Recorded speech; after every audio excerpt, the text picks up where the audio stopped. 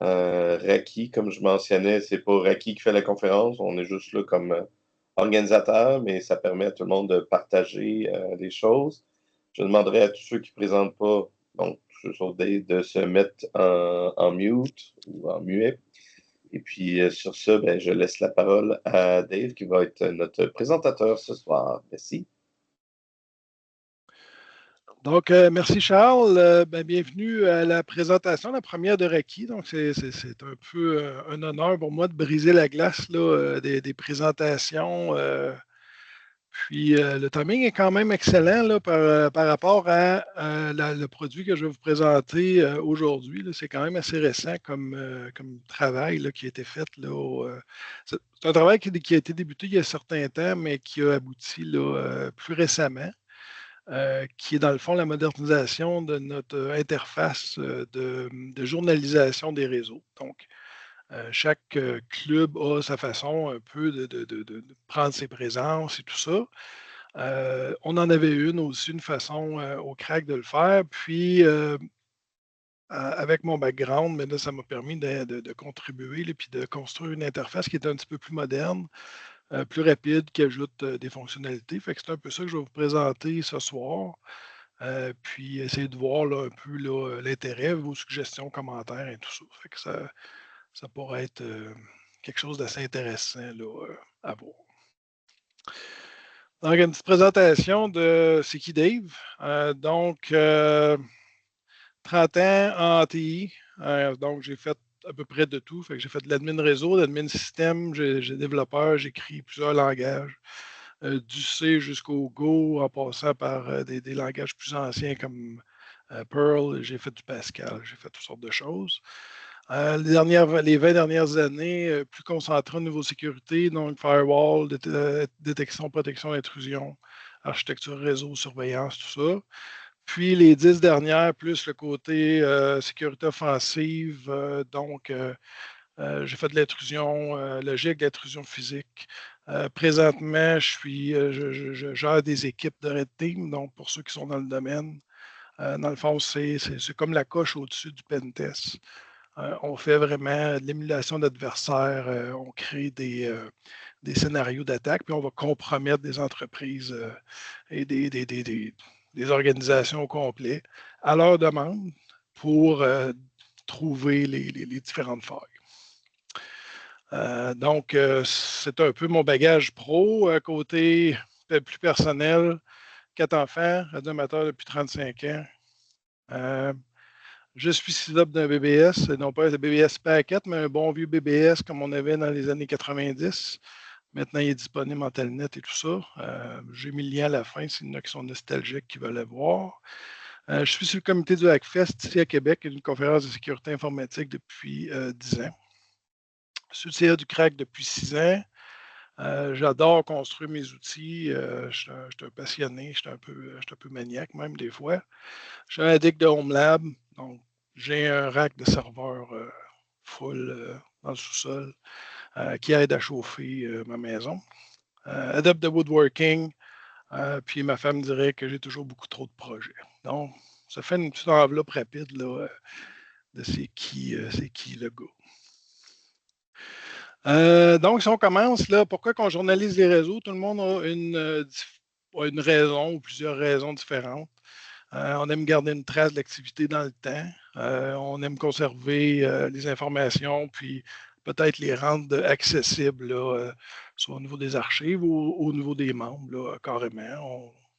On veut peut-être compiler des statistiques pour démontrer l'activité sur la bande, par exemple, l'utilisation des fréquences, des choses comme ça. On veut émettre des récompenses, souligner une participation reconnue, donc construire peut-être un programme de fidélité ou peu importe. Là. Chaque club, dans le fond, peut avoir ses raisons différentes. Puis ce qui est le fun en développant une application comme ça, c'est que ça permet d'aller rejoindre ces différents besoins-là, puis de les adapter.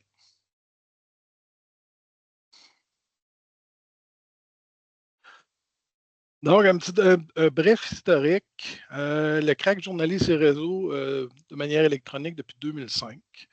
Donc, ça fait environ une vingtaine d'années. L'application a changé au fil du temps. Ça date d'avant mon arrivée au crack.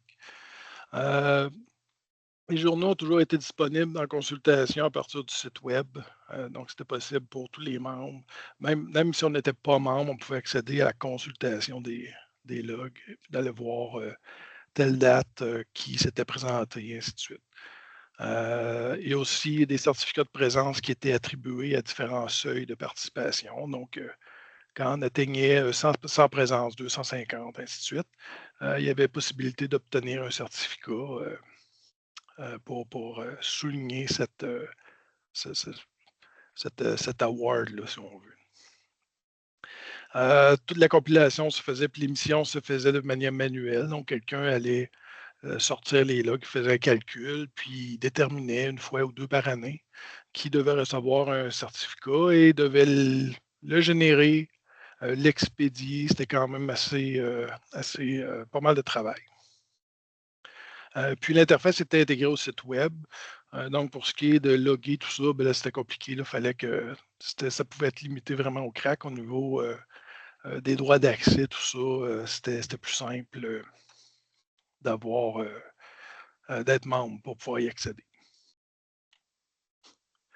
Donc, il y a un projet d'évolution qui avait été lancé en 2002. Le but de ça, c'était d'ajouter des fonctionnalités, de pouvoir générer automatiquement les certificats.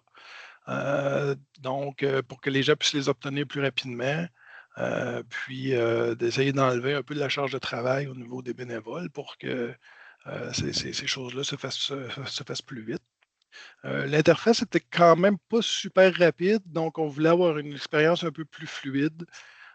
Souvent, quand on loguait un réseau et qu'il y avait beaucoup de personnes qui se présentaient back-à-back, si on voulait loguer en live, c'était compliqué. La page, ça prenait un petit peu de temps avant qu'elle revienne et tout ça. Puis on voulait un visuel un peu plus moderne aussi. Donc, il y avait différentes raisons. Puis, à peu près au même moment, ben, le Christian Darès avait approché Gaétan pour voir, ben, il y avait-il possibilité là, de travailler ensemble pour pouvoir que la REIS utilise notre plateforme. Puis quand il m'en a parlé, ben, j'ai dit, ben, il y a une possibilité parce que le code n'était pas super avancé encore. Donc, j'ai réaiguillé le développement pour le sortir du site web puis l'intégrer dans une autre plateforme qu'on avait.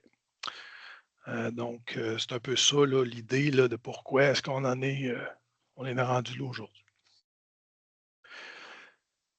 Si on fait un petit. Puis là, je brosse une espèce de tableau là, du background pour vous donner une idée de tout ça, ça vient d'où. Quand la pandémie est arrivée, le club voulait se donner des moyens pour être capable de continuer de poursuivre ses activités malgré le confinement et toutes ces choses-là. Donc, en 2020, on a lancé la plateforme de service qui, à ce moment-là, s'appelait le site virtuel du Field Day. Où il y a une plateforme qui avait été construite qui permettait aux opérateurs d'opérer. Il y avait des salons de vidéoconférence qui permettaient à tout le monde là, de se promener d'un opérateur à l'autre, d'aller les voir opérer. Ils pouvaient voir leur partage d'écran si, par exemple, ils faisaient du FT8, des choses comme ça. Ils pouvaient les voir en train d'opérer. Donc, ça créait, ça rapprochait beaucoup les gens, puis ça avait été très populaire à ce moment-là. En 2021, pandémie encore oblige, là, on voulait commencer à tenir nos réunions, puis on voulait offrir une espèce une solution intégrée. On aurait pu utiliser des solutions qui existaient déjà, là, comme Google Meet ou Hangout ou peu importe. Mais étant donné qu'on avait déjà une plateforme pour le Field Day, mais là, on a juste comme intégré des locaux additionnels dans une interface qui était harmonisée. Puis on tenait nos réunions au niveau de la plateforme. Puis en 2024, avec l'avenue de l'outil de journalisation, ben, on a comme fait encore évoluer cette plateforme-là, où est-ce que là, tout est intégré à la même interface.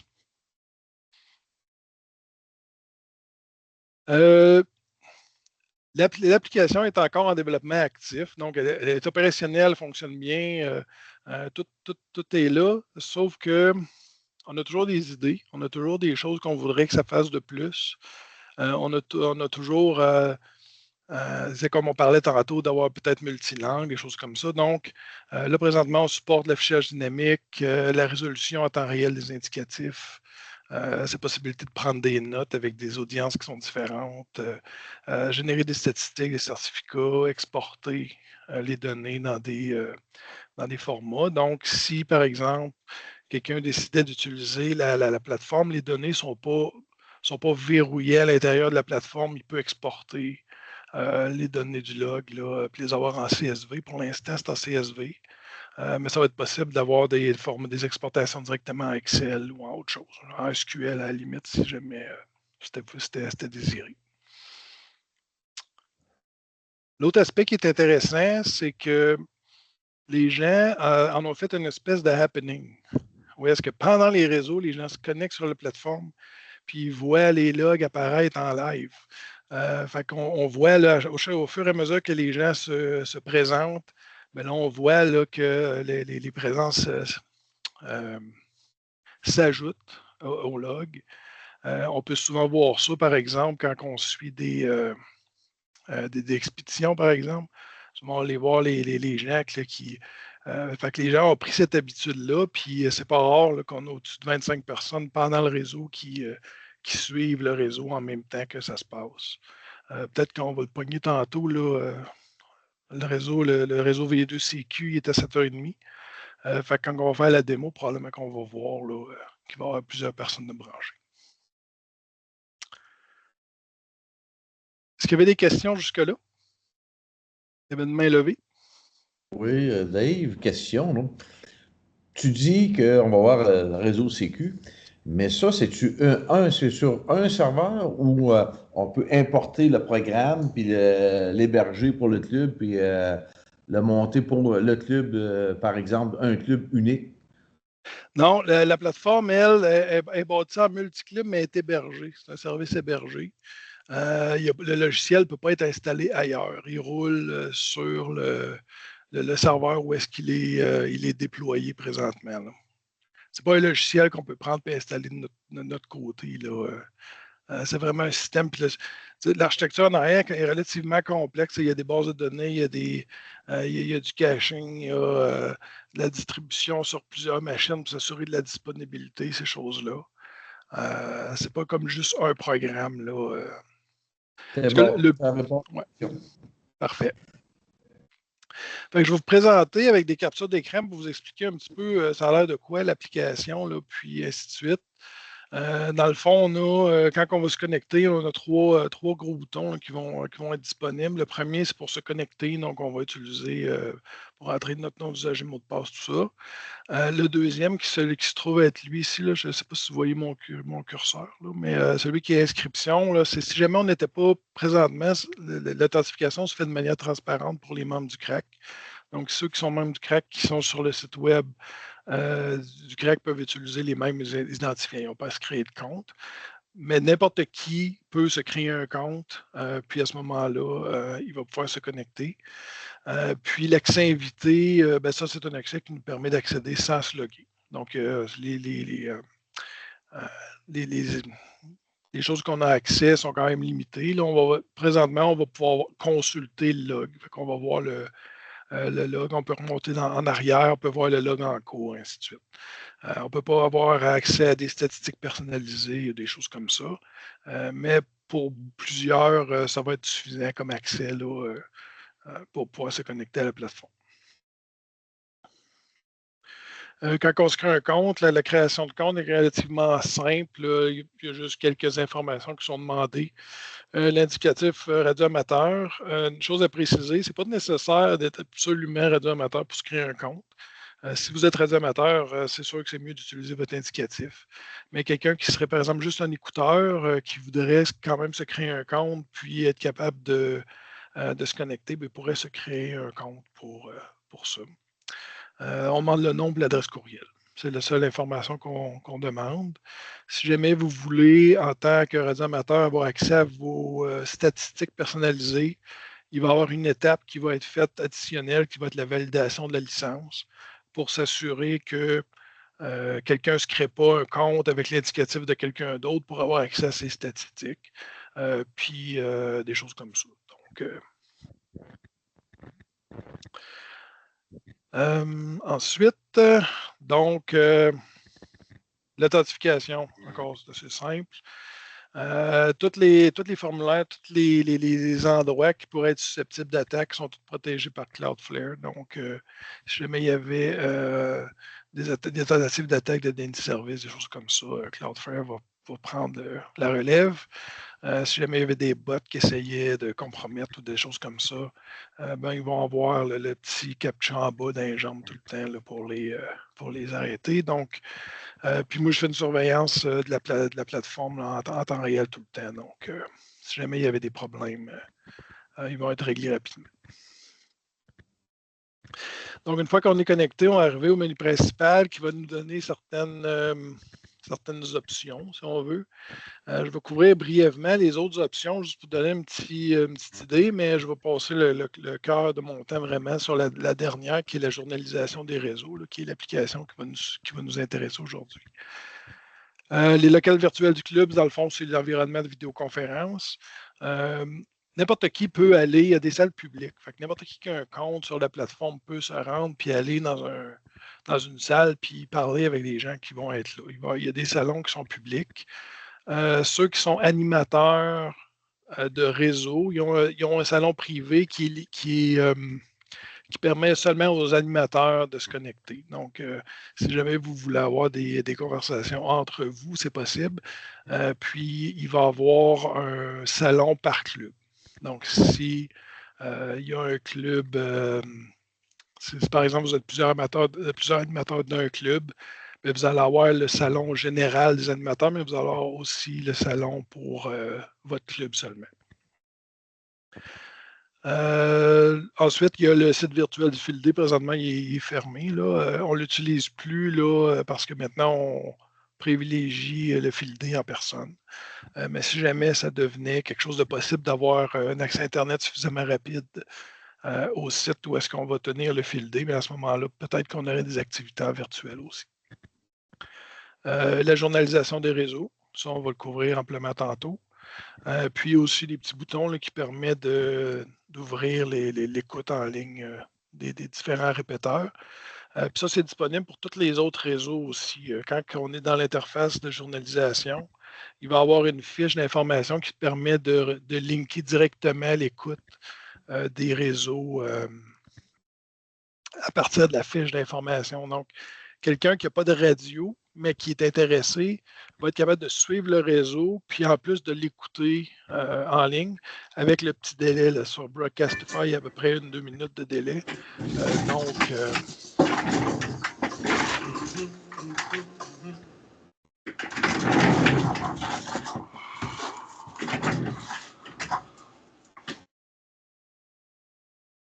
OK, on continue. Local virtuel du club, c'est ce que je parlais tantôt. Là, on a des locaux de vidéoconférence, les salons privés que je parlais tantôt, là, qui sont soit réservés par club ou pour tous. Ça va nous montrer combien on a d'utilisateurs qui sont présentement connectés là, sur la plateforme, puis d'autres informations. Là. On ne s'attendra pas énormément là-dessus, mais c'est quelque chose que si vous créez un compte, vous allez voir. Donc, c'est intéressant de savoir un peu, ça va avoir l'air de quoi. Le site virtuel du Field Day, encore une fois, c'était ce qui nous permettait de tenir l'événement virtuel. On avait des salons de conférence, on avait une entrée spéciale pour des VIP. Donc, c'est arrivé qu'on a de la visite de députés, des choses comme ça. Eux rentraient, puis la plateforme permettait de faire de manière accompagnée la visite du site. Donc, on pouvait se promener d'un salon d'animateur à l'autre. Puis, les deux personnes suivaient en vidéoconférence. C'était vraiment cool là, de la manière que j'avais construit ça. Donc, la personne on n'avait pas besoin de lui demander changer de salon, aller dans lui. On pilotait la personne, puis sa conférence a changé avec nous. C'était vraiment très intéressant. Il y avait génération de certificats sur demande, les résultats en temps réel directement à partir d'un AMM qui était streamé directement sur le site. Puis il y avait un petit logbook là, qui permettait aux gens de laisser une petite trace, là, comme quand on signait le logbook au fil. Puis il y avait aussi là, la possibilité d'écouter les répéteurs. Quand on allait dans la portion Field Day, c'est ce que j'expliquais tantôt, là, on avait les différents salons là, de tous les opérateurs qui opéraient, puis c'était juste en cliquant sur le bouton, le panneau ici à droite changeait, puis ça nous permettait d'aller dans le salon de cet opérateur-là pour aller le visiter d'une certaine manière. La dernière utilisation officielle en 2021, donc ça fait un petit bout de temps qu'on n'a pas utilisé cette fonctionnalité-là. On préfère se voir en vrai. Donc, maintenant, ça nous amène à notre programme principal qui est la journalisation des réseaux. Donc, l'interface est quand même uniforme d'une place à l'autre, si on veut. Là. Fait qu'on voit le bandeau de navigation à gauche a été quand même le même partout où est-ce qu'on se promenait. On a en haut ici l'heure du fuseau horaire local de la personne qui est connectée. Et on a aussi le temps universel coordonné. Donc, ça va nous permettre de garder une vue un peu sur le temps. Chose à noter, c'est que l'heure est synchronisée pas avec le PC, mais est synchronisée avec une horloge de temps réel au démarrage de l'application. Donc, si jamais votre horloge locale avait une petite différence, la plateforme elle va vous le dire. Elle va vous dire vous avez X temps de drift entre l'heure officielle et votre PC. Ceux qui font du FT8, sûrement qui ont déjà un synchronisateur de temps et tout ça, mais ça peut être intéressant d'avoir ça. À droite, on va avoir les panneaux là, au niveau du tableau de bord là, qui vont nous donner les statistiques globales. Donc, on voit on a 2374 opérateurs différents, indicatifs différents qui se sont présentés sur l'ensemble de la plateforme. On a 81 indicatifs qui ont déjà agi comme animateurs, 68 qui ont déjà agi comme logueurs. On a un total ici de 180 504 présences combinées, tous les réseaux, tous les clubs confondus. Présentement, il y a 2 clubs de définis, 13 réseaux, 501 certificats de décernés. Ça, c'est pour la case de statistiques globales. Réseau précédent, donc c'est tous les réseaux qui ont des présences de compilés dedans. Ce petit panneau-là va vous donner les 7 derniers. Donc, on voit les différents clubs, le mode, le nom du réseau, puis à quelle date, puis le nombre de présences. Puis, il y a moyen d'aller cliquer sur la date. Puis, ce que ça va faire, ça va nous emmener en mode consultation directement dans le bon club, dans le bon réseau, à bonne date. Donc, c'est facile d'aller directement là. Si on clique sur la petite icône qui est juste ici, là, je pointe avec ma souris, mais je veux être sûr que vous la voyez. Vous la voyez, ma souris? OK, super. C'est la petite icône fiche ici. Elle va vous permettre d'avoir accès à l'info du réseau. Donc, dans la page de l'info du réseau, il va y avoir toutes les fréquences, les splits, c'est en plus, en moins, c'est à quel endroit, quel mode, ainsi de suite. Toute l'information qui est pertinente à quelqu'un qui voudrait participer à ce réseau-là devrait se retrouver là, dans cette page-là. Puis cette page-là est construite sur mesure, donc il n'y a pas de problème. Aussitôt que j'ai l'info, moi, je peux mettre là, la page à jour. Puis au niveau du roadmap de l'application, il va y avoir une possibilité d'éditer pour le directeur des réseaux, par exemple, d'un club, d'aller mettre ces informations-là à jour par lui-même. Les prochains réseaux prévus, c'est que la plateforme, elle, permet de construire le calendrier. Donc, un réseau qui est récurrent, par exemple, qui arrive à chaque jour, à chaque dimanche, 3 fois par semaine, peu importe, on construit l'horaire. Puis, la plateforme, elle va présenter les réseaux qui s'en viennent. Donc, les 7 prochains réseaux prévus vont apparaître ici. Puis, si le réseau il est à moins d'une heure de se produire, si on veut, selon l'horaire, le lien ici va être cliquable. Ça va nous permettre directement d'aller là. Puis, on va attendre que les présences commencent à rentrer. Si le réseau est en cours, même chose. Il va y avoir une petite icône qui va apparaître ici avec une petite antenne qui va comme respirer, si on veut, la grossir. Elle essaie d'attirer l'attention pour dire que le réseau est en cours. Donc, c'est possible d'aller voir ce réseau-là. Puis ici, en terminant, à gauche en bas, on a les 7 derniers certificats qui ont été émis. Puis on voit la raison. Donc, on voit les indicatifs, le seuil qui a été atteint, à quelle date, quel club, puis pour quel réseau. Donc, c'est bon de pouvoir, des fois, féliciter quelqu'un qui a reçu un certificat ou des choses comme ça. Donc, ça permet d'avoir un peu ces informations-là. Est-ce qu'il y avait des questions jusque-là? Non, pas de main levée, parfait. La consultation des réseaux, donc c'est la page où est-ce qu'on va passer le plus de temps. Là, ça nous permet ici en haut de sélectionner le club, le réseau qu'on veut consulter, ensuite d'avoir la date. Il y a différentes fonctions chaque côté de la date. La première nous permet d'aller à la date précédente où il y a eu de l'activité. Celui-là, juste ici, permet d'aller à la date précédente qu'il y a eu ou pas d'activité. Donc, souvent, on va utiliser beaucoup celui-là, puis lui, peut-être un peu moins. Celui-là, c'est la date suivante, puis ça, c'est de revenir à la date du jour. Donc, puis on peut cliquer carrément sur la date, puis aller choisir dans le calendrier directement l'endroit où est-ce qu'on voudrait consulter. L'emplacement, ça va donner un peu une idée où les réseaux se tiennent.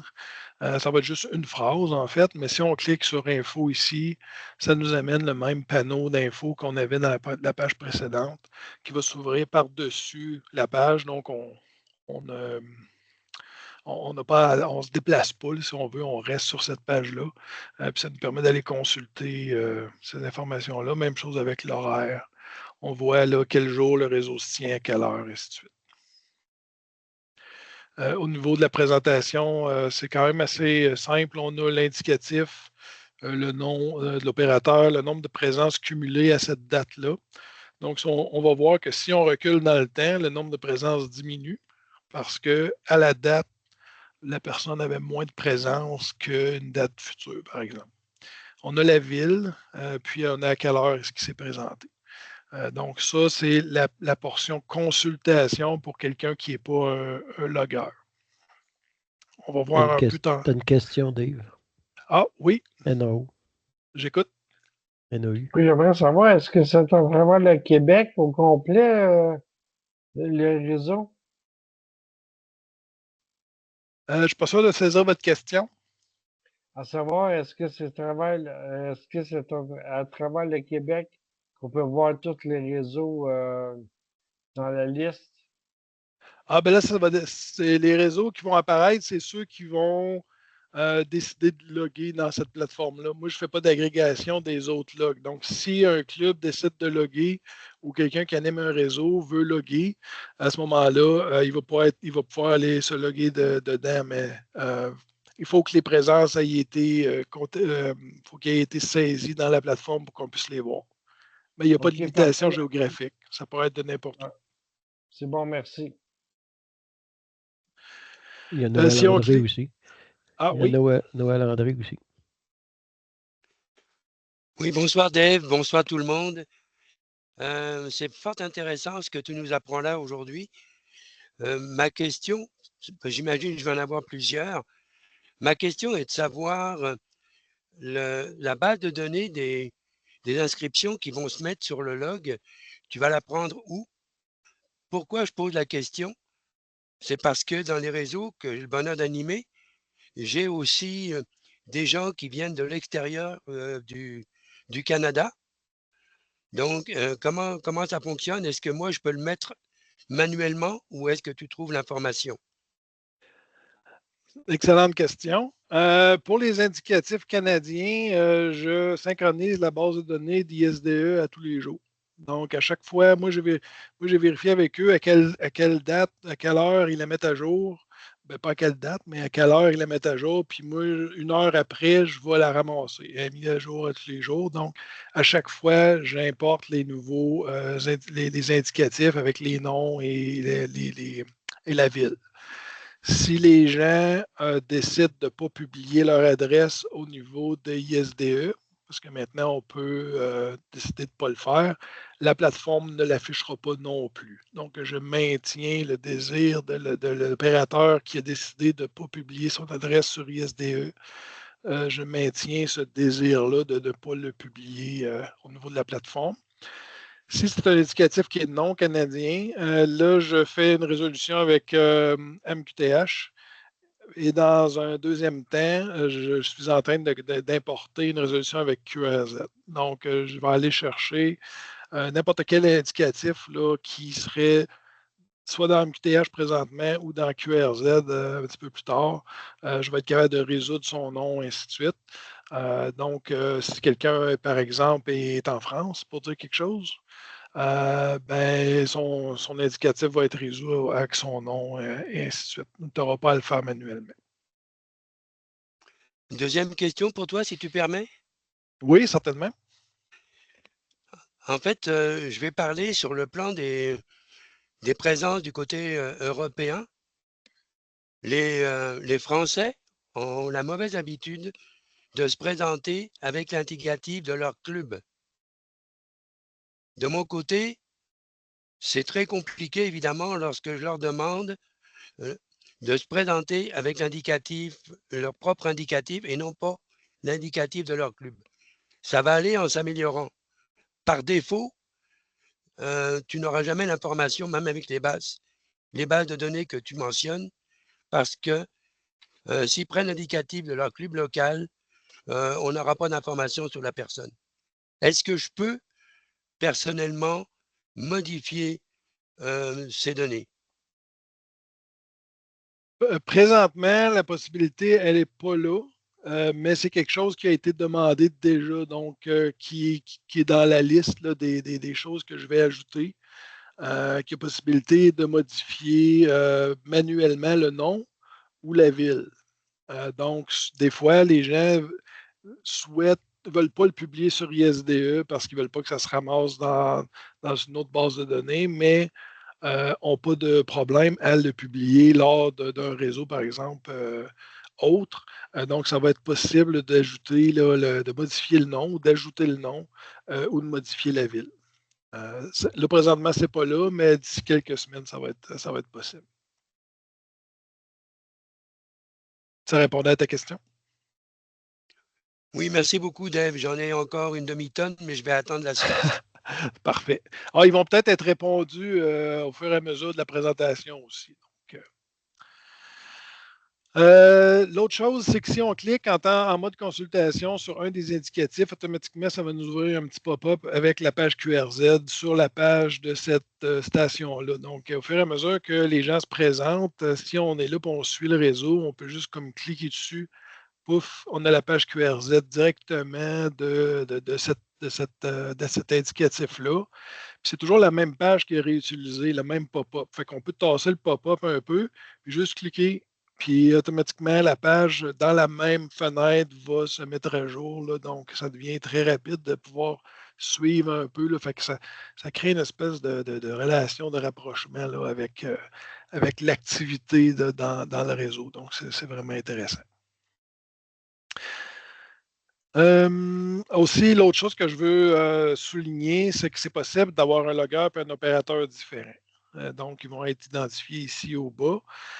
Donc, on peut avoir quelqu'un qui opère, donc qui fait l'animation du réseau et tout ça. Puis on peut avoir quelqu'un d'autre qui est soit au même endroit ou ailleurs, qui va lui loguer les présences et les deux informations vont pouvoir suivre. Donc, on va l'opérateur, celui qui anime, puis le logueur, puis les deux vont être clairement indiqués là, au niveau du log. Fait que ça, c'est possible aussi, là, c'est déjà dedans.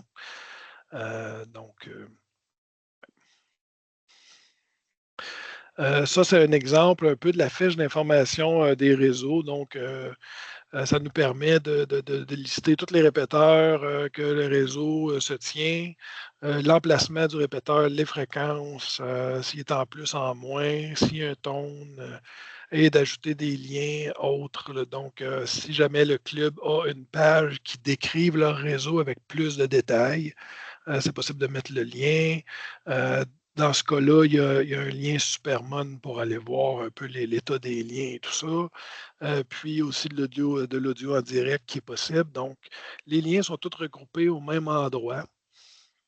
Puis s'il y a plusieurs, il y a plusieurs, si par exemple 2 clubs se linkent, si on veut, pour un réseau, ben, c'est possible de l'écrire. Là. Ici, on a la REIS puis on a le CRAVA là, qui sont les deux linkés pendant leur réseau.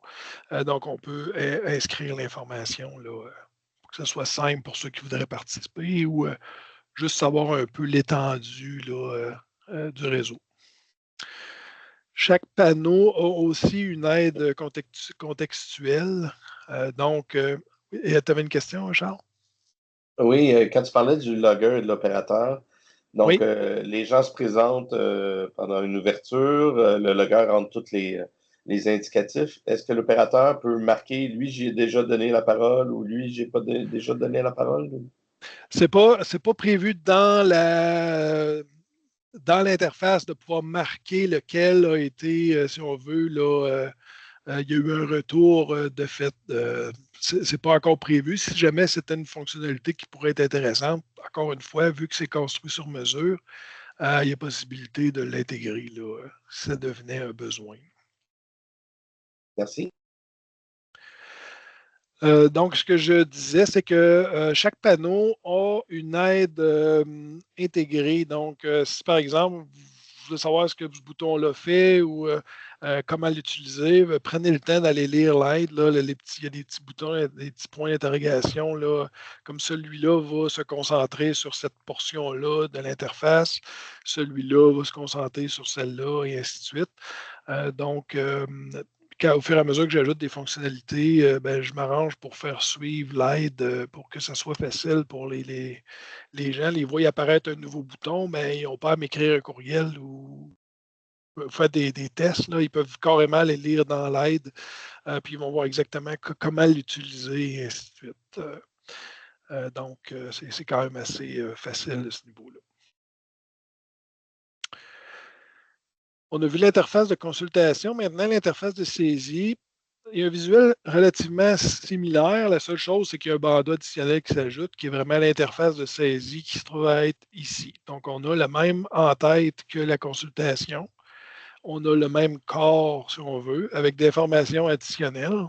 Ça, je vais le couvrir un petit peu tantôt. Puis, on a le bandeau de saisie qui nous permet de faire la saisie de l'indicatif qu'on veut loguer, avec le support pour mettre des suffixes là, comme en portable, en mobile. Si jamais il y avait un réseau qu'on appelle en mode multiple, si par exemple, comme la REIS, par exemple, leur réseau supporte plusieurs différents modes. Là. Il y en a qui sont en DMR, parce qu'il y a plusieurs liens. Ça, c'est possible de le faire. On configure le réseau en mode multiple. Puis si on veut identifier le réseau, le mode qui était utilisé par une certaine station, c'est possible de venir choisir là, dans la liste des modes disponibles pour identifier. Puis une fois qu'on va avoir identifié ça, bien, dans le log, il va y avoir une petite étiquette qui va venir se greffer en dessous de l'indicatif qui va souligner un peu le mode que la personne utilisait pour se loguer. Donc, tout est dans le but un peu de rendre l'information disponible là, dans la mesure du possible. Il y a différentes autres informations qui sont possibles d'avoir pour ce qui est de l'interface du logueur. Si vous voulez avoir par exemple, il y en a qui aiment ça, les dates anniversaires, par exemple, pour être capable de souligner, c'est possible de les importer. Ajouter des notes. Si par exemple, on veut se garder une note. Puis l'aspect qui est intéressant, c'est qu'il y a 3 niveaux de notes. Okay? Quand je veux dire 3 niveaux, c'est qu'il y a un niveau de notes qui s'adresse au club. Ça veut dire que dans le club, peu importe le réseau, les notes vont être disponibles.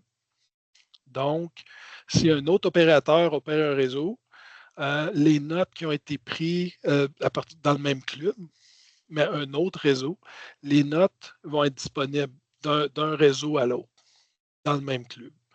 Les notes peuvent être attachées au réseau, donc la note va être spécifique à un réseau en particulier. Mais encore une fois, ça va être disponible entre les animateurs. Puis au niveau du logger, ben là, il y a juste le logger qui voit ses notes à lui. Donc, c'est ses notes personnelles. Puis c'est possible d'avoir les 3 niveaux en même temps. Donc, on peut avoir des notes au niveau du club, on peut avoir des notes au niveau du réseau, puis on va avoir des notes au niveau du logger. Puis ils vont tous avoir une petite étiquette de couleurs différentes quand ils vont être affichés. Par exemple, ici, on a une note jaune qui est au niveau du réseau, puis ici, on a une note bleue qui est au niveau du club. Donc, il y a possibilité d'avoir ça. Fait que ça évite d'avoir à se garder un calepin. Puis par exemple, souvent, j'ai vu des notes que j'ai importées. Là, on parle par exemple là, peut-être du conjoint ou des choses comme ça. Donc, ça crée une espèce de conscience collective entre les animateurs. Puis, ça permet d'avoir une synergie plus intéressante.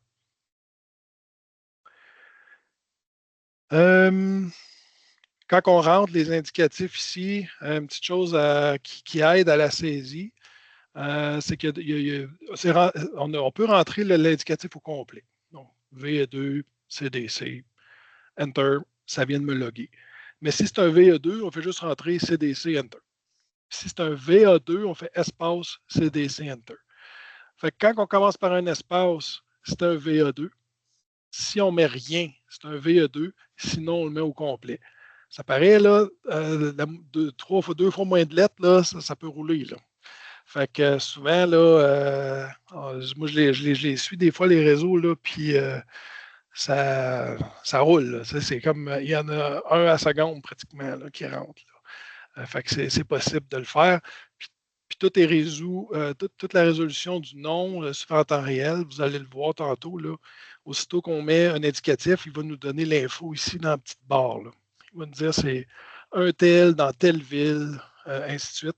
Fait qu'avant de faire Enter, on peut s'assurer que c'est le bon. Si on se trompe, c'est pas grave, on reclique dessus, on va le changer, on fait Enter. Fait que ça peut rouler vraiment rapidement. Là, puis ça évite de se chercher. Là. Puis c'est possible de tout faire avec le clavier sans aller chercher la souris. Pratiquement, si on veut faire un /P, on fait Alt-P. Automatiquement, ça fait /P, et ainsi de suite. Il y avait une question? Oui, Dave, c'est bien simple. Je rentre un indicatif, je fais Enter. Il l'a pris. Ensuite, je regarde.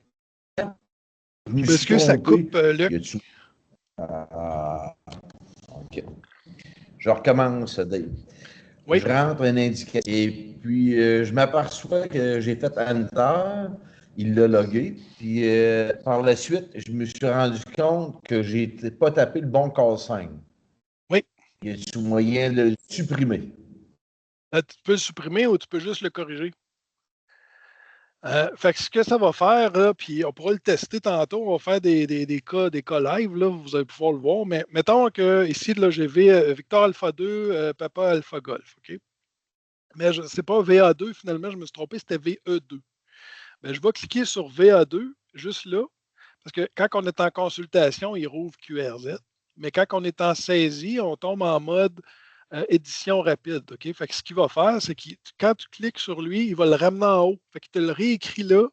Puis la seule affaire que tu as. Puis si tu avais choisi une config, là, s'il était /P, il va tout te ramener ça en haut. Fait que c'est comme si tu ne l'avais pas fait encore. Puis là, tu as juste à faire ta correction, tu fais Enter, puis il va leur loguer, mais au même temps que la première fois. Fait qu'il va garder le même heure. Il va garder le même enregistrement dans la base de données, mais il va juste aller modifier le call sign. Donc, ça permet de garder, si on veut, la séquence. Parce que des fois, il peut s'identifier ici, c'est identifié avec son indicatif. Toi, tu le logs, mais quand c'est rendu à son tour de parler, il dit non, finalement, tu t'es trompé, c'est pas VA2, c'est VA2.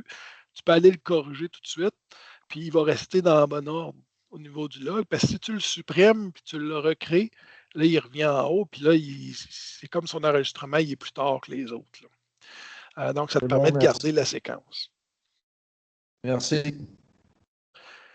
Il y a possibilité de le faire comme ça. Il y a possibilité d'aller choisir le petit crayon, si on veut, ici, aller choisir un enregistrement, puis aller juste le modifier. Ou on peut cocher des enregistrements qu'on souhaiterait supprimer, puis les supprimer. On peut cocher plusieurs enregistrements qu'on veut supprimer. On peut en cocher juste un qu'on veut modifier. Puis la beauté de la chose, c'est que si mettons qu'on en coche 5, on en clique un pour le modifier. Quand on va le rentrer ici, qu'on va faire Enter, il va effacer les 5, puis il va aller corriger celui qu'on a demandé en correction, tout d'une shot. Donc, une fois qu'on est rendu habitué, là, ça peut rouler pas mal vite. Là. Il y avait une autre question. Oui, Dave, c'est Noël André. Ma question est assez spéciale parce que si il y a une personne qui se présente, je note son indicatif, je note l'heure qui vient automatiquement. Et si je reçois une série d'animateurs qui se présentent, mais lui, il n'attend pas et il ne revient pas. Donc, évidemment, cette fois, je l'enlève. Est-ce que mes logs remontent et conservent les heures pour les autres? Oui. Les autres, les heures restent. Quand on fait une entrée dans la BD, à l'heure qu'on a fait l'entrée, l'heure qui est mise là, elle reste. Là, elle est statique pour cette entrée-là, puis elle ne bougera pas. L'heure de présentation ne bougera pas. L'heure de modification, elle va bouger, mais on ne la voit pas dans ce tableau-là. Là. Fait que si on le modifie plusieurs fois, ben là, on peut suivre, si on veut, ce qu'on appelle le audit trail, là, si on veut, de la modification là, en arrière, mais ça, c'est quelque chose qui est un petit peu en dehors du sujet. Là. Mais si par exemple, là, VE2 PIN ici, tu l'avais logué dans l'ordre, mais il ne revient pas, si tu veux, tu peux aller le cocher puis l'enlever. Ça ne va pas affecter les autres qui sont venus après, ni ceux qui sont venus avant.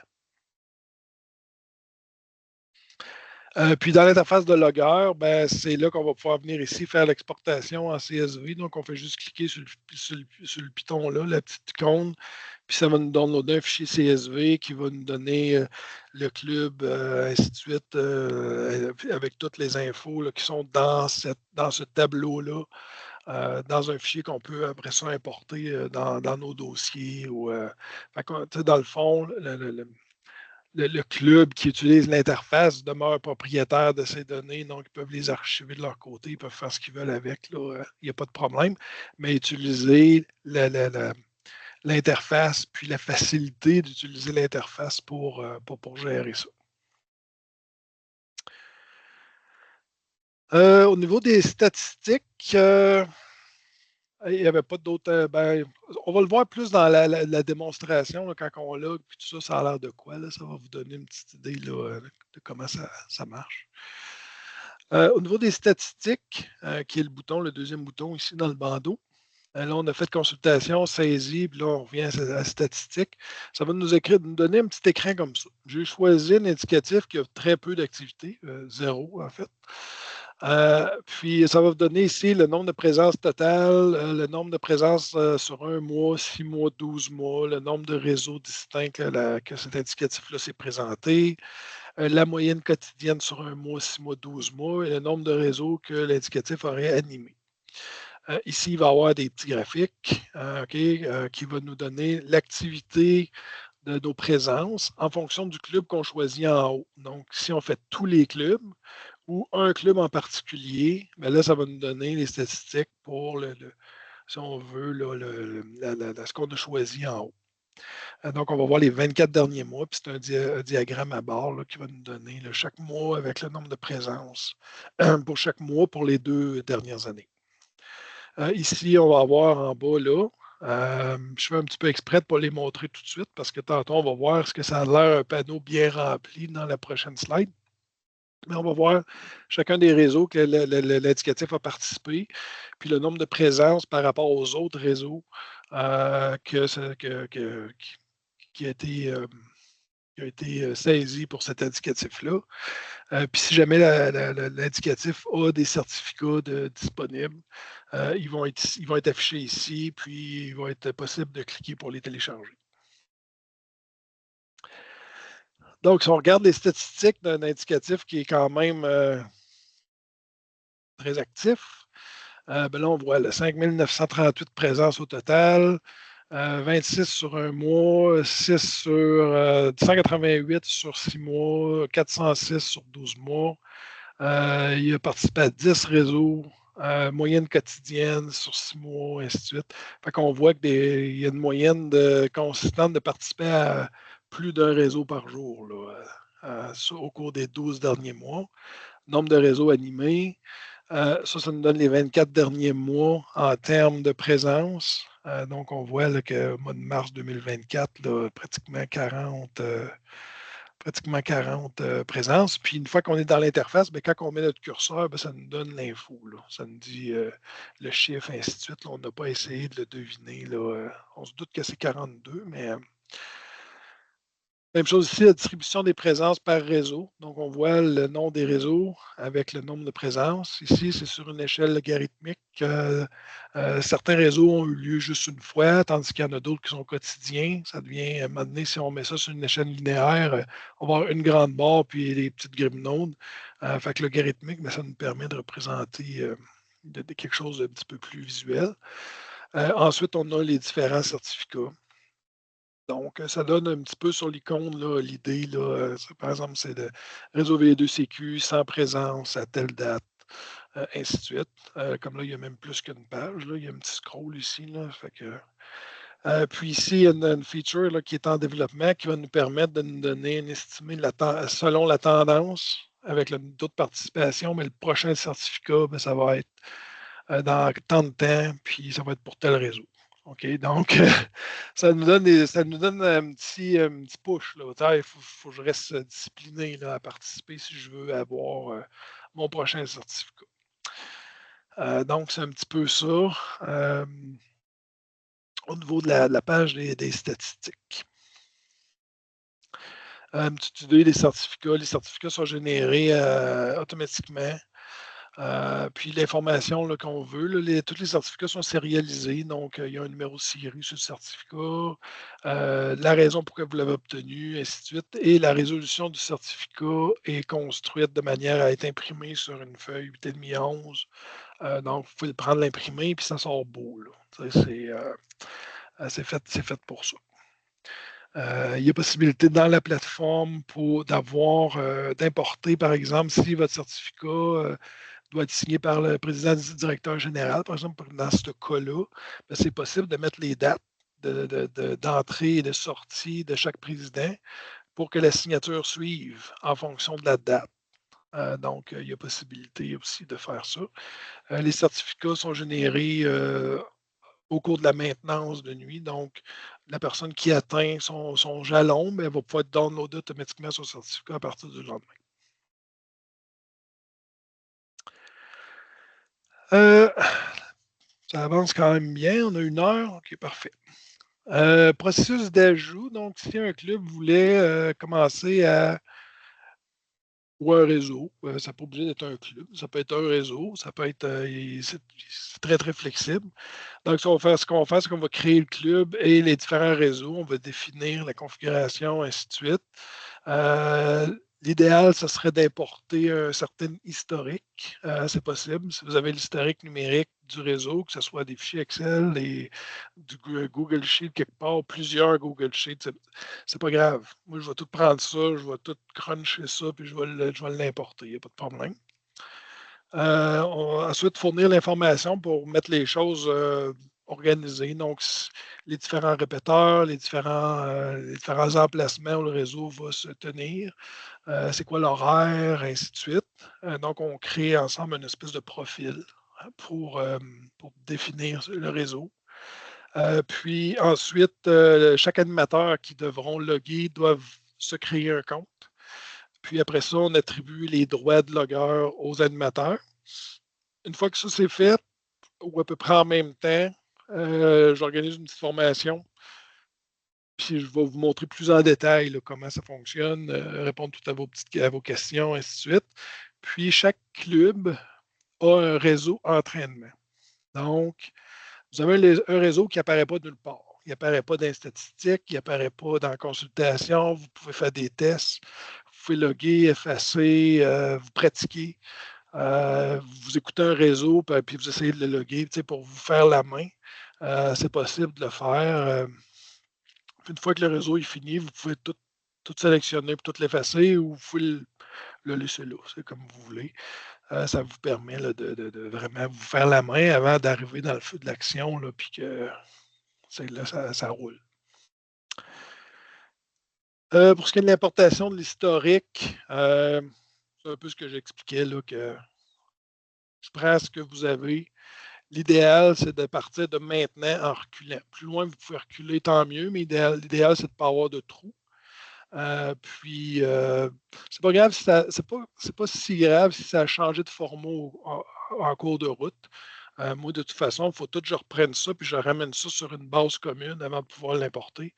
Donc, c'est sûr, il va falloir que je fasse du code custom là, pour être capable de construire un jeu de données qui va être compatible. Puis, ça va me prendre un certain temps pour faire ça, mais une fois que c'est fait, tout va bien.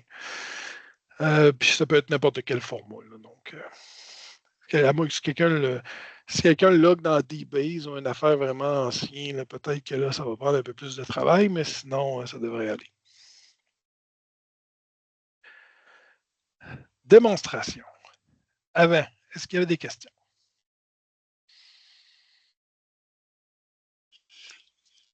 Oui, Noël André? Oui. Oui, désolé, hein, j'interviens peut-être un peu trop souvent. Ma question, tu disais qu'on peut importer nos données. Bon, moi, j'en ai évidemment en mode CSV. Et j'en ai en particulier un qui a été fait pour l'ensemble de couverture des réseaux, donc les réseaux européens et les réseaux canadiens, qui comprend 15 000 noms. Est-ce que toi, tu es capable de gérer ça pour pouvoir l'intégrer? Là-dedans, il y a à peu près 50 à 60% d'Européens et le reste, c'est du Canadien. Je vois pas, honnêtement, je vois pas de problème à importer.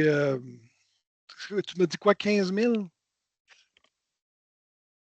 Oui, QSL. Il n'y a pas de problème. 15 000, il n'y a pas de. Même si tu m'avais dit 1 million, je pense que ça aurait été correct. Fait que, en autant qu'il y a une espèce de schéma relativement pareil, là, puis ça peut être des sections, mais en autant que la section puisse se traiter en lot. Ben moi, je traite un lot, je l'amène tout sur le même format, puis après ça, je prends un autre lot, je l'amène tout sur le même format. Fait que après, souvent, ça va me prendre peut-être, ça peut jouer entre une demi-heure ou une couple de jours, là, tout dépendant, parce que je ne fais pas nécessairement ça à temps plein. Mais une fois que c'est fait, je vais le faire rien qu'une fois. Après ça, une fois que je l'ai fait, fait que oui, il n'y a aucun problème là, à faire ça. Merci, Dave. Donc, si on va à la plateforme, donc là, bien évidemment, je vais me connecter sur. Là, je vais prendre Je vais prendre ce compte-là pour là. Oh, moi, je ne vais pas cocher ma petite case en bas.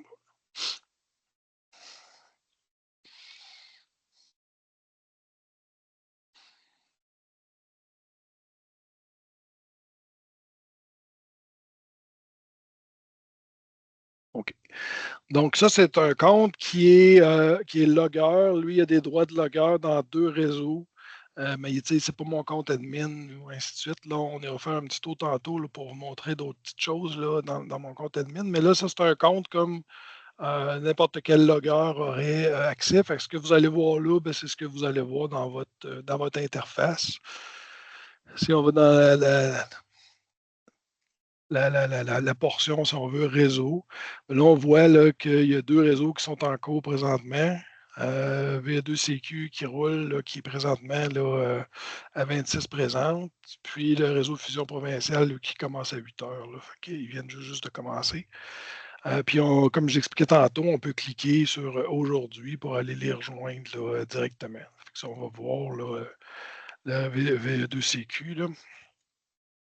Fait que là, on voit le réseau qui roule avec les différentes personnes qui se sont présentées dessus.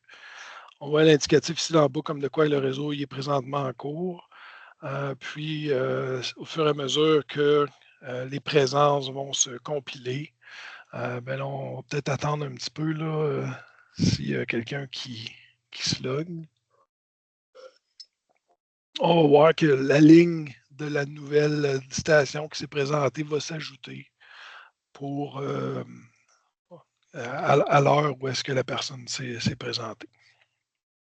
Fait que grosso modo, ça ressemble à ça. Si on cliquait la fiche info, ben là, ça va nous montrer les différents répéteurs où le réseau se tient, un peu comme je vous montrais tantôt dans la slide. Puis si on clique sur, on va prendre Pascal, tiens. Ah là, vous ne le verrez pas parce que je ne partage pas tout mon écran. Ben ouais, là, je ne veux pas aller jouer avec ça parce que si je commence à jouer avec ça, des plans que ça. Ouais, je ne pourrais pas faire ça. Il va falloir que vous me croyez sur parole. Là, ça a ouvert une petite fenêtre à part qui me montre la page QRZ de VE2WPL. Puis si jamais je cliquais sur un autre indicatif, bien, le contenu de cette page-là va être remplacé par la nouvelle information. Donc, ça n'ouvre pas des pop-up à finir. Il y en a un. Puis c'est toujours lui qui va être utilisé pour cette fonction-là. Oh, on vient de le manquer. J'ai cliqué juste une petite affaire trop vite. Parce qu'on venait de voir Richard qui venait. Ah, on vient d'en avoir un autre. Fait que Fernand, je pense que je l'ai vu en ligne tantôt, Fernand, je pense qu'il vient de se présenter exprès pour nous donner un petit peu d'action. Fait qu'on voit là, que les indicatifs s'ajoutent en live, en dynamique. Là. Si jamais il y avait une modification de fait, on va voir que la ligne elle change. Là. Fait que le logger, s'il fait une modification, ainsi de suite, l'info va se changer là, en dynamique là, directement dans le log. Donc, je vais aller en saisie pour vous montrer un petit peu ça a l'air de quoi quand on roule. Quand on est en saisie, si quelqu'un est déjà en train de loguer, le réseau est verrouillé en écriture. Donc, on peut aller en tant que logueur consulter en saisie un réseau qui est actif, mais si ce n'est pas nous qui est le logueur dessus, il va être verrouillé pour quelqu'un d'autre. Donc, quelqu'un ne peut pas venir loguer sur le même réseau par erreur, des choses comme ça.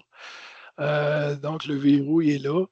C'est possible de le faire sauter si jamais il y avait un problème, mais ça laisse des traces, ainsi de suite. Donc, on ne fait pas ça. Hein, mais ça donne un petit peu. C'est possible de le faire, puis il y a des protections qui nous permettent d'éviter des fois des petites erreurs d'inattention. On pensait qu'on était sur le bon réseau, mais on était sur le réseau de quelqu'un d'autre, ainsi de suite. L'exportation CSV est disponible ici si on cliquait, ainsi de suite.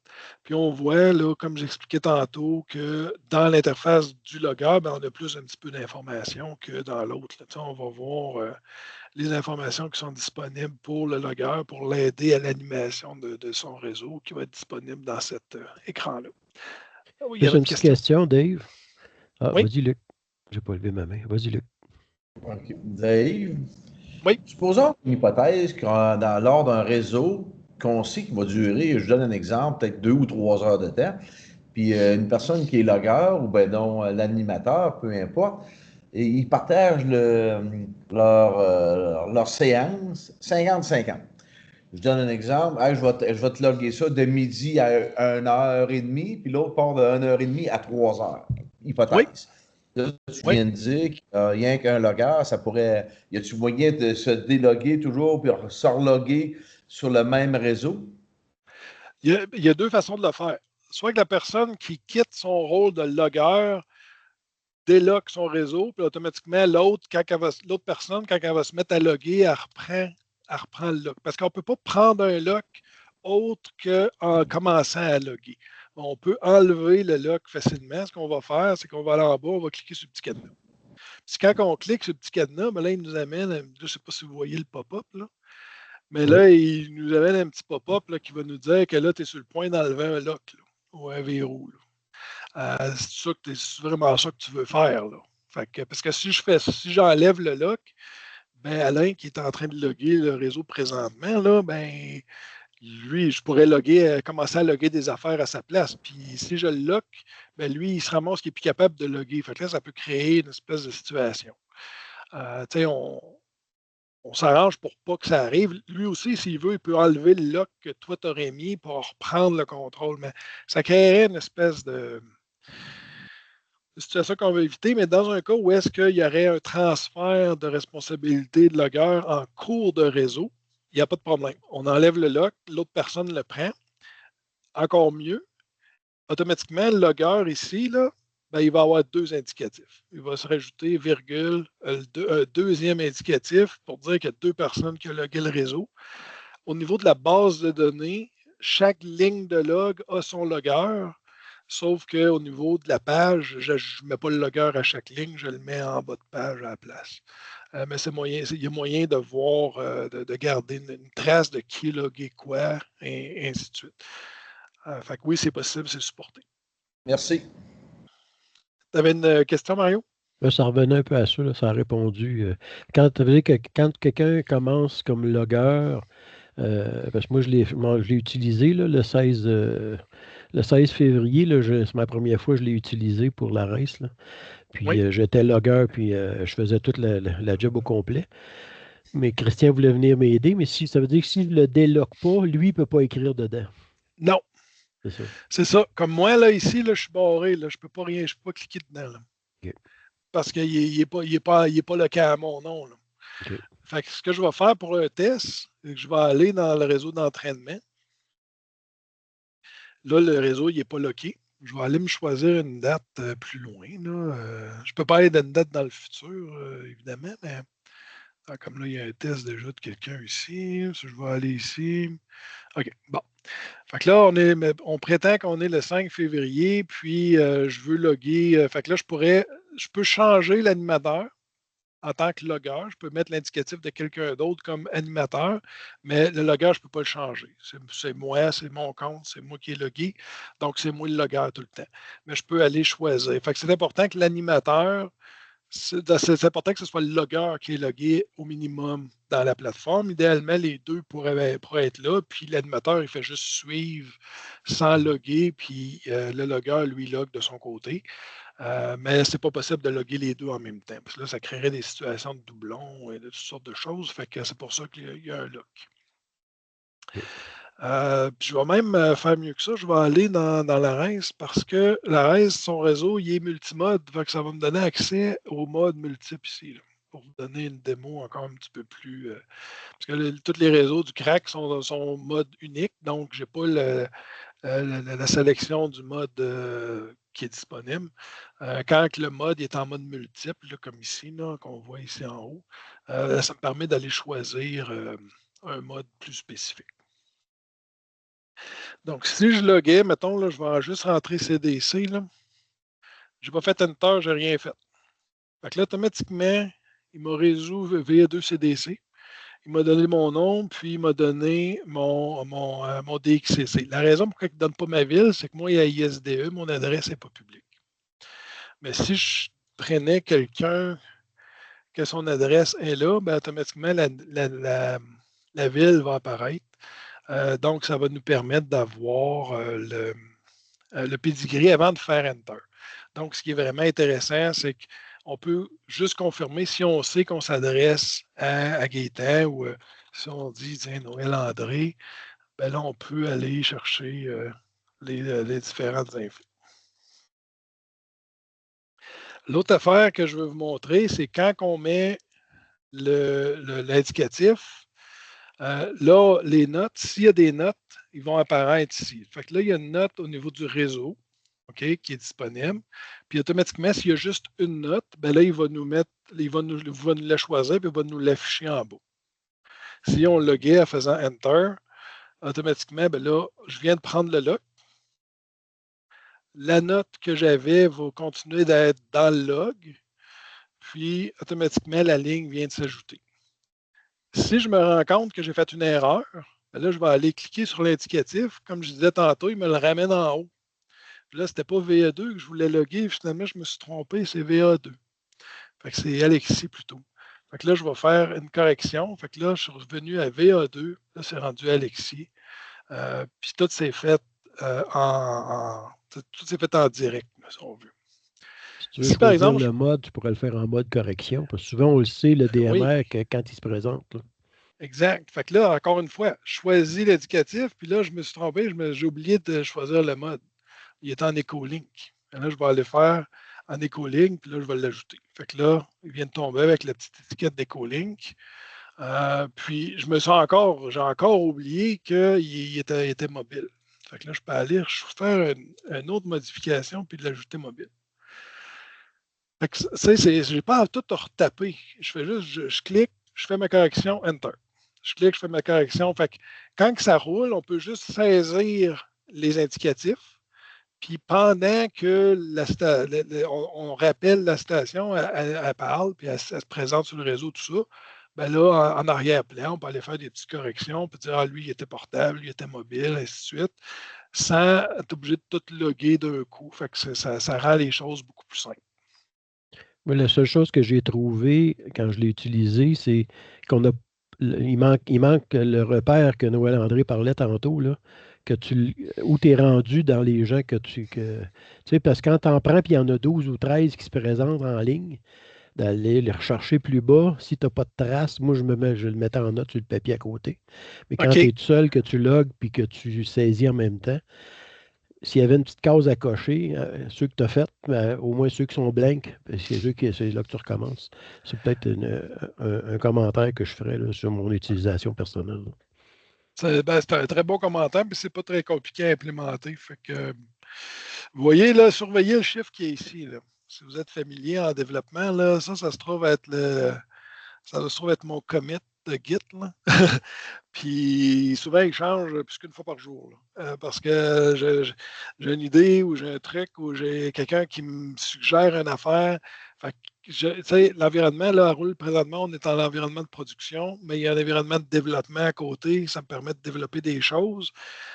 S'il y en a qui aiment ça tester, ben moi, je cherche des gens pour tester. Je cherche des gens là, qui sont intéressés à me donner leur feedback. Puis me dire, hey, je pense que telle affaire, ça serait le fun, on le développe. On peut avoir un groupe de personnes qui le testent. Une fois que c'est bien testé, on le prend et on le met en production. Donc, ça permet d'avoir une approche collaborative, là, puis que tout le monde trouve. Parce que cette feature-là, justement, Noël André en a parlé, toi, tu en as parlé. Je suis sûr qu'il y a d'autres personnes qui en ont parlé, qui aimeraient ça l'avoir, mais ils n'ont juste pas demandé. Fait que je pense que s'ils ne veulent pas l'utiliser, ils ne sont pas obligés non plus. Elle est disponible, puis c'est non intrusif comme approche.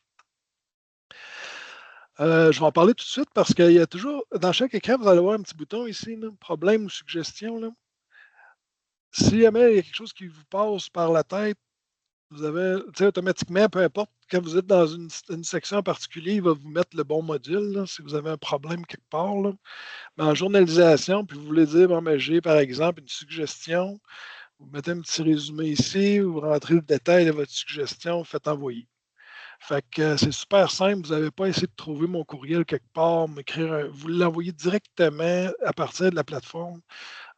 C'est super facile de le faire, puis ça prend 2 minutes. Comme ça, moi, je sais c'est qui me l'a envoyé, je vais vous répondre. Parce que moi, dans le fond, ça prend ce contenu-là, ça me fait un email, ça me l'envoie. Après ça, je vous réponds, je vous fais un suivi, puis on travaille là, à la résolution si c'était une problématique ou si c'était une suggestion. L'autre chose que je pourrais vous dire, en fait, est-ce que vous avez des questions à ce niveau-là? Y a-t-il quelque chose en particulier que vous aimeriez qu'on regarde? Parce que dans le fond, je peux rentrer des indicatifs là,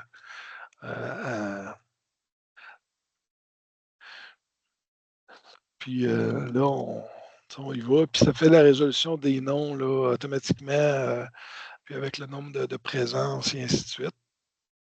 Si on utilisait par exemple des indicatifs américains, il va aller le résoudre, comme je disais tantôt, avec un autre service. Là, fait que W1AW, par exemple. Là. Fait que ça va nous permettre d'aller résoudre des indicatifs qui sont non canadiens là, quand même assez rapidement. Puis l'autre chose, c'est pour effacer, vous faites juste Escape. Okay? Fait que si vous avez rentré quelque chose, au lieu d'effacer, moi, je suis allergique aux touches. Fait que le moins de touches possible. Fait que si vous. Puis je suis allergique à la souris aussi. Fait que si vous voulez faire les modes, là, c'est Alt-M pour mettre le mouse, pour le mettre mobile, Alt-P pour le mettre en portable. Alt-C, ça clear. Puis Alt-R, ça reload l'interface au complet. Si jamais il y avait quelque chose que vous n'êtes pas sûr ou peu importe, ça va reloader l'interface. L'affaire, c'est que ça la reload au complet, incluant la date et tout ça. Fait que ça vous ramène à la date du jour. Fait que ça, c'est à utiliser avec parcimonie. Là. Et, idéalement, vous ne l'utiliserez jamais, mais ces choses-là sont disponibles. Il y avait une question, Luc. Ah, il y a 2 questions. Je vais répondre. Je vais poser la question et quoi? Moi, j'utilise un Apple. Ça veut dire que tout quand tu parles à Alt, c'est un Windows. Avec Apple, est-ce que ça fonctionne bien? Ça devrait le faire avec je pense que c'est le MetaKey, mais il faudrait l'essayer. Encore une fois, ça va être à tester, mais Apple, il n'y a pas Alt. J'en ai un à Apple. Il me semble qu'il y a la touche Alt sur Apple. Pas la touche Windows, la touche Alt. OK, ouais, OK, c'est beau. Mais c'est compatible comme ça avec un Apple. C'est ça que tu veux me dire. Oui, ça fonctionne avec Apple, il n'y a pas de problème. Charles, tu avais une question? Ouais, moi, je sais pas si tu avais eu cette requête-là. Supposons qu'il y a un réseau particulier, puis le logueur veut se préparer des tags au lieu de toujours retaper dans les notes. Il pourrait se préparer des boutons, puis juste cliquer sur le bouton, puis essayer de mettre ça dans les notes. Ça pourrait être une feature. La note est persistante. Elle n'est pas juste pour. Ben, tu pourrais avoir une note juste pour. Parce que quand je dis réseau, ce n'est pas le réseau du jour, c'est le réseau pour toujours. Donc, le réseau, par exemple, si je le faisais ici, le réseau V2CQ, ben, ça va être à chaque fois que quelqu'un log dans ce réseau-là, cette note-là est disponible pour tous les animateurs. Fait qu'il n'y a pas vraiment de système de tag, mais il faudrait en parler là, pour que je comprenne vraiment là, ce que tu. Et le tag, ce serait juste qu'il est réécrit dans la section notes sur l'indicatif. Au lieu que je retape à chaque fois, ça serait des petits mots-clés que j'aurais déjà préparés d'avance puis qui remettent direct là. Oui, encore une fois. Anyway, tu as une idée. Tu n'as pas à le retaper à chaque fois, c'est ça l'affaire. Mais il faudrait que tu me fasses un exemple là, Okay. de qu'est-ce que tu veux dire exactement. Puis peut-être que pour moi, c'est quelque chose d'autre, mais on pourra en rediscuter, là, ça, il n'y a pas de problème. Je vais retourner à mon fameux réseau. Là. Je pense qu'on était le 5, hein, c'est ça. Puis dans l'entraînement. C'était pas le 5. C'était le 4 peut-être.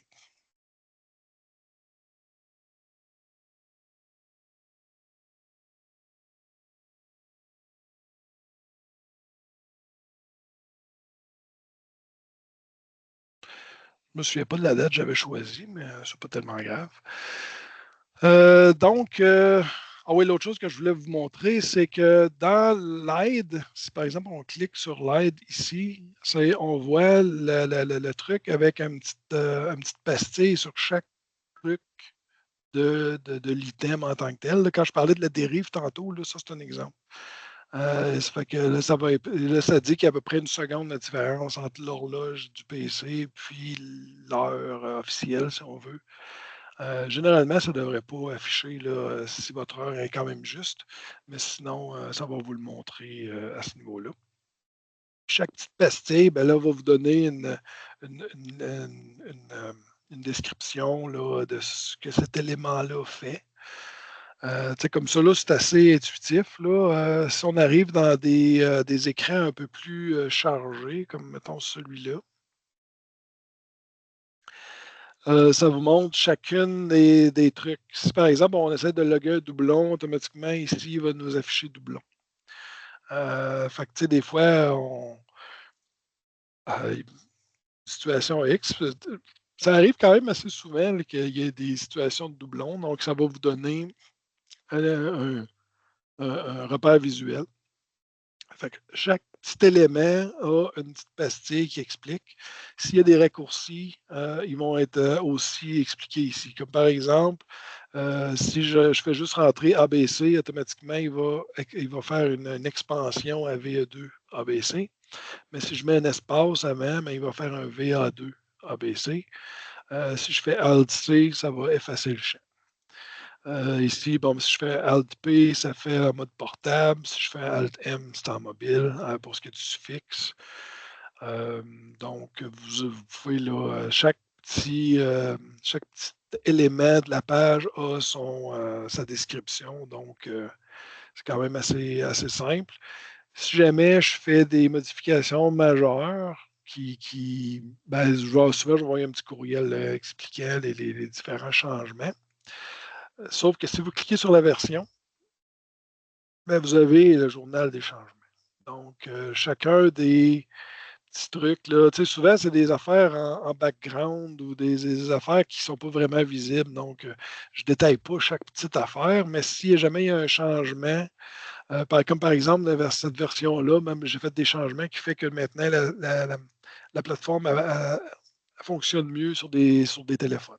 Donc, c'est sûr que c'est mieux de le mettre en mode paysage là, pour être capable de vraiment voir, mais sur votre téléphone, vous pourriez accéder à la plateforme sans problème. Puis, fait que là, chaque version, à quelle date la version a été poussée en production, puis c'est quoi les changements qui ont été faits au niveau de la version. Fait que quand je fais un nouveau, push, là, le changelog, si on veut, il est ajusté. Là, on voit que présentement, il y a 26 utilisateurs actifs. Donc, là, ça veut dire qu'il y a 26 personnes qui sont présentement en train de suivre les différents réseaux, là, puis qui regardent au fur et à mesure que les gens se présentent sur les réseaux. Puis là, on a 40 participants là, sur ce réseau-là. Si on revient au niveau de l'accueil, là, on peut aller voir le réseau de fusion là, qui a lieu là, ailleurs. Puis là, on voit qu'il n'y avait probablement pas de réseau présentement. Ça, c'est l'autre chose, c'est que sur la plateforme, ici, on voit juste l'horaire. C'est selon l'horaire, il y a un réseau de prévu. Mais si on regarde ici, s'il y avait eu un réseau en cours avec au moins une présence, il aurait apparu dans cette liste-là ici. Sauf que là, ça, c'est la petite icône de réseau en cours que je parlais tantôt. Donc, est-ce qu'il y avait des questions pour jusque-là? Oui, Noël André? Oui. Oui, encore une fois, merci beaucoup pour cette méchante job que tu as préparée. C'est vraiment incroyable ce qu'on peut découvrir. La facilité aussi d'utilisation. Concernant le log, j'avais une question précise, mais elle est partie dans le vent. Fait que je reviendrai plus tard. Ah, mais pas de problème. Là, ce que je vais faire, je vais juste me connecter rapidement en admin parce que je veux vous montrer l'aspect statistique intéressant. Là, ça va me prendre un volontaire qui a participé à des réseaux qui me permet de prendre, de voir ces stats. Là. Donc, je ne sais pas, y a-t-il quelqu'un qui voulait lever la main? Il y a 2 MRW, il n'y a pas de problème. Je vais aller voir ça. Moi, j'ai une question à 100$ pour toi. Oui. T'as-tu un bras droit? Si j'ai au niveau du développement? Ouais, parce que si, mettons, tu vas en voyage demain matin et ton avion crash, là, y a-tu quelqu'un qui est capable de faire suivre cette bébelle-là, cette plateforme-là? J'ai des gens qui ont accès au code en Git. Est-ce qu'ils vont être capables de le continuer? Ça, c'est une autre question. C'est sûr que si j'avais quelqu'un. À la limite, juste le maintenir, là, mais. Oui, c'est ça, exact.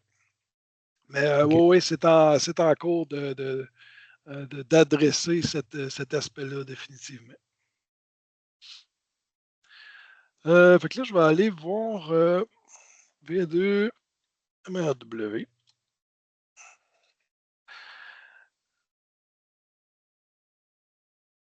Donc là, on voit les statistiques de V2 MRW ici. Donc, on voit présence totale, 32 présences, 9 présences au cours du dernier mois, 32 au cours des derniers 6 mois. Participer à deux réseaux, moyenne quotidienne sur un mois 0,3 et ainsi de suite. Quand on met notre curseur par-dessus la barre, ben là, ça nous donne la date plus précise. Ben, on l'a en bas, mais c'est surtout le chiffre au niveau des présences qui va nous montrer. Puis on voit la répartition là, au niveau des réseaux. Fait qu'on voit là, qu'il y a 20 participations au réseau V2CQ, puis qu'il y a 12 participations au niveau du réseau V2CSQ. Puis là, présentement, il n'y a aucun certificat de décerné en fonction des configurations qui sont faites. Si jamais il y avait plus de présence ou qu'il y avait un certificat, par exemple, de décerner là, à un nombre de présences suffisant, mais là, on verrait qu'il y aurait un certificat là, qui pourrait potentiellement s'afficher. Tu avais une question, Michel? Ouais, ben, si tu rentres VE2 SIG, ça va lui montrer le nombre là, qui peut être impressionnant. Essayez ça.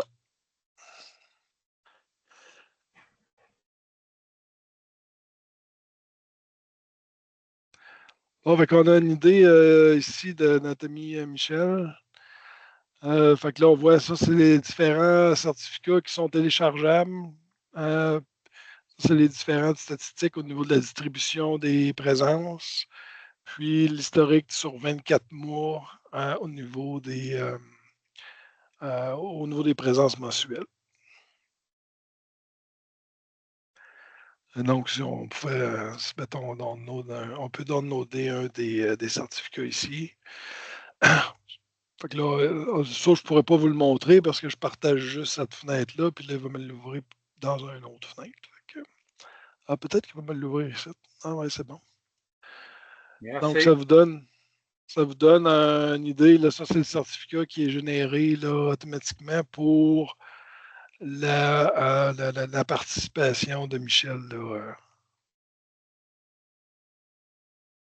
Donc, merci Michel de t'être prêté au jeu. Si jamais on changeait de club, ben là, ça va nous montrer là, s'il y a des présences. Là, peut-être qu'on pourrait retourner à Mario. VMW.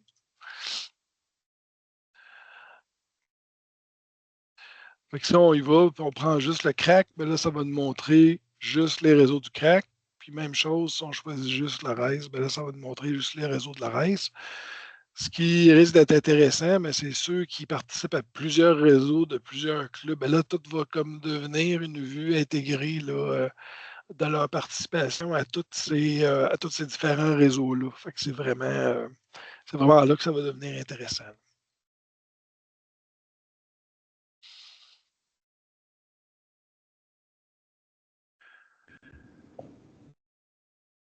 Est-ce que, oui, Luc, tu avais une question? Oui, c'est simple.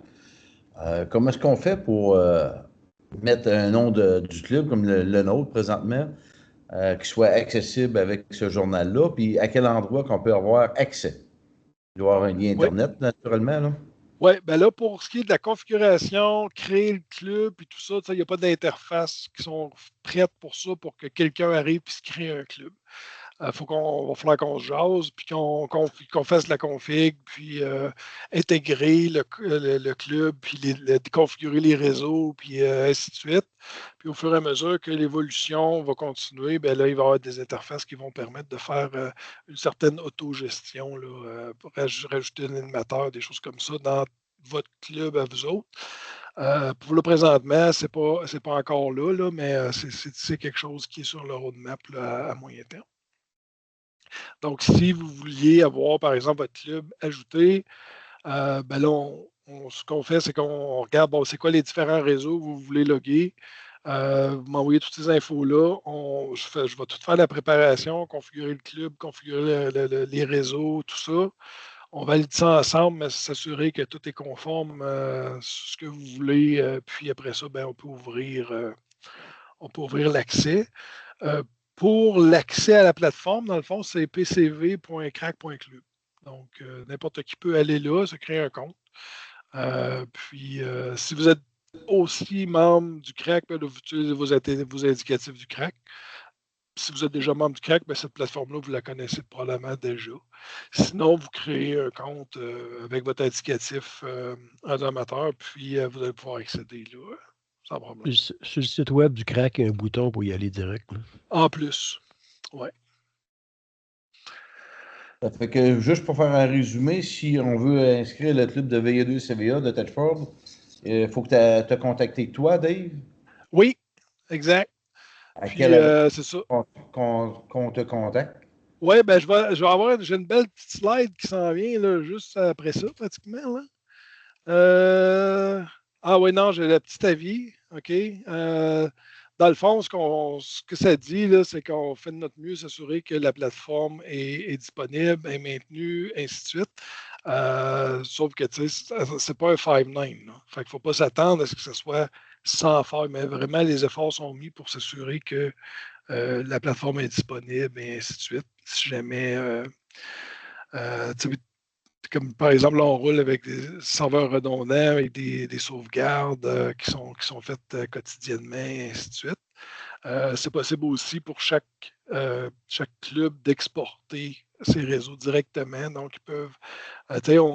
On n'est pas les seuls à avoir les données des réseaux que vous loguez. Vous pouvez conserver, si on veut, la souveraineté de vos données d'une certaine façon, là, en les stockant là, localement. Ça, il n'y a pas de problème avec ça aussi.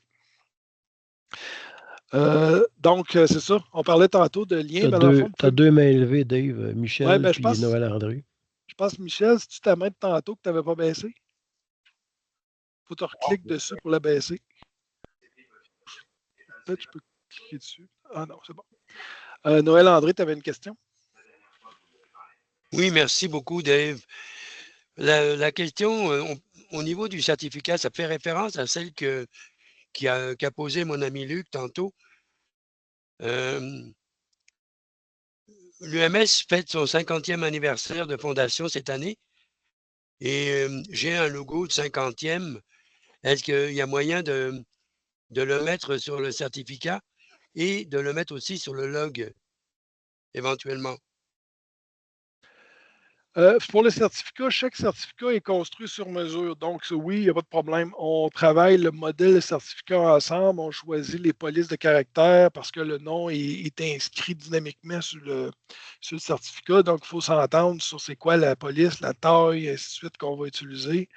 Une fois que le modèle de certificat il est construit, ben ça, moi, je l'intègre. Puis, pour ce réseau-là, en telle période, ça va être tel certificat. Ça, il n'y a pas de problème de le faire.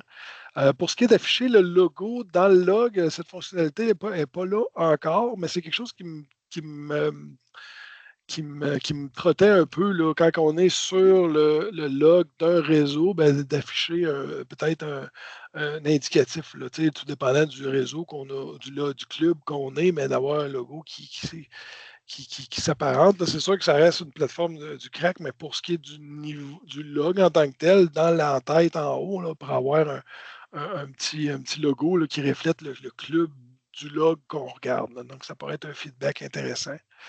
De ce côté-là. Pour ce qui est des liens, ben là, on a ici la plateforme de service, là, où est-ce que l'application de journalisation se situe. Ça se trouve à être ici. Le site web du CRAC, ben là, ça va de soi. Puis, au début, je parlais de mon fameux BBS. Là, ben, ceux qui sont nostalgiques, là, ça, c'est les adresses. Si vous voulez aller faire un petit tour là-bas, même encore de nos jours, là, j'ai pratiquement 15 000 connexions par année. Là. Ça roule encore. C'est très répandu à l'extérieur de l'Amérique du Nord. J'ai beaucoup de monde qui connecte à partir d'Europe, Europe de l'Est, Australie, tout ça. Mais c'est quand même assez utilisé de nos jours, là, malgré tout. Est-ce qu'il y avait d'autres questions?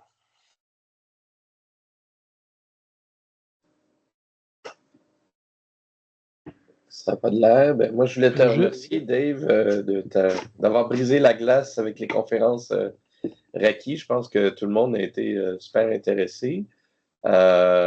Puis ça va être de propager les nouvelles comme quoi il y a des conférences qui sont super intéressantes. Puis je suis sûr que s'il y en a qui ont manqué, on a l'enregistrement, on va pouvoir le faire suivre sur demande là, à ceux qui le veulent. Puis je suis sûr de toute façon que s'il y avait un gros intérêt pour un club et qui décidait de s'en aller, ce club-là aurait une formation spécialisée pour ça. Oui, absolument. Puis comment je pourrais dire, j'essaie de faire le bon père de famille, d'une certaine manière, de m'assurer de vraiment prendre le temps, répondre aux questions. Comme j'avais fait quand on a intégré la RAI, justement, quand j'avais organisé une formation, j'avais pris le temps de montrer. Puis, c'est ça. Ben, merci encore. Est-ce qu'il y en a dernier tour de table, Noël André? Oui, s'il te plaît. Oui. Oui, j'ai le bonheur d'être directeur de deux réseaux avec une équipe. Et là, si j'ai bien compris ton information, c'est que je vais avoir deux entités différentes que je peux contrôler. Est-ce que c'est bien ça? Ben, c'est possible d'avoir c'est possible de définir deux clubs. OK? Ben, parce que là, on va les nommer clubs. Là. Puis si c'est deux réseaux qui sont complètement séparés dans deux structures différentes, ben là, on va les nommer clubs. Puis chaque club va avoir son réseau, d'une certaine manière. Chaque club peut avoir sa liste d'animateurs qui est distincte. Puis ils vont avoir des droits d'accès qui vont permettre de loguer dans un réseau ou dans les deux ou juste dans l'autre. Oui, il n'y a pas de problème à définir ça.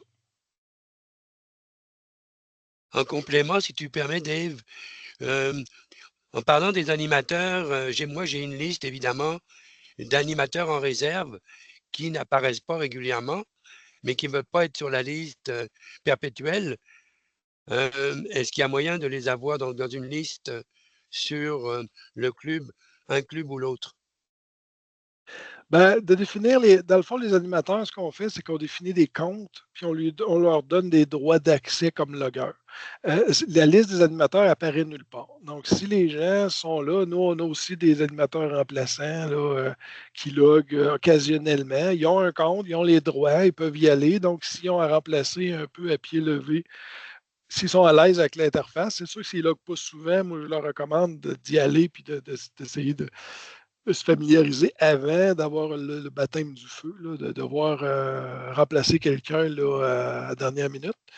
Cependant, la liste des animateurs n'est pas publique. Donc, ils peuvent avoir un compte, avoir les droits, puis on peut définir un nombre d'animateurs sans problème, en autant qu'ils ont un compte.